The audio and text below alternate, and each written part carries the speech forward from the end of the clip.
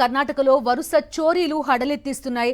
నిన్న బీదర్లో దోపిడీ ఘటన మర్చిపోకముందే ఇవాళ మంగళూరులో మరో దోపిడీ జరిగింది. మంగళూరులోని ఉల్లాల్ కేసీ రోడ్లో కోఆపరేటివ్ బ్యాంకులో ఉద్యోగులను గన్తో బెదిరించి ట్రెజరీలోని నగదు బంగారం దోచుకెళ్లారు.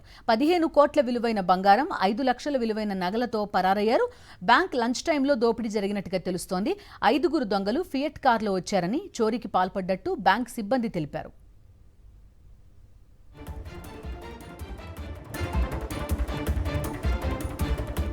నిన్న బీదర్లో భారీ దోపిడీ జరిగింది. ఏటీఎంకు డబ్బు తరలిస్తున్న వాహనంపై కాల్పులు జరిపారు. మొత్తం 5 రౌండ్లు కాల్పులు జరిపారు దుండగులు. ఈ కాల్పులో ఒకరు చనిపోగా మరో 2 తీవ్రంగా గాయపడ్డారు. పట్టపగలు అంతా చూస్తుండగా ఈ ఘటన బీదర్లో సంచలనం సృష్టించింది. మొత్తం 93 లక్షలు దోచుకెళ్లారు.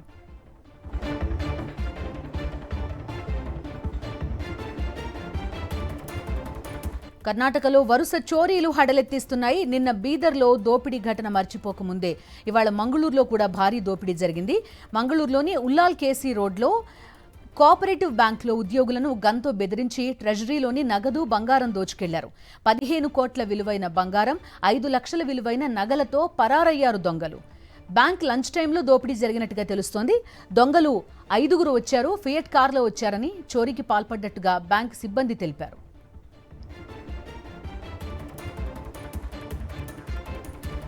అయితే నిన్న బీదర్లో కూడా భారీ దోపిడీ జరిగింది. ఏటీఎంకు డబ్బు తరలిస్తున్న వాహనంపై కాల్పులు జరిపారు. మొత్తం 5 రౌండ్లు కాల్పులు జరిపారు దుండగులు.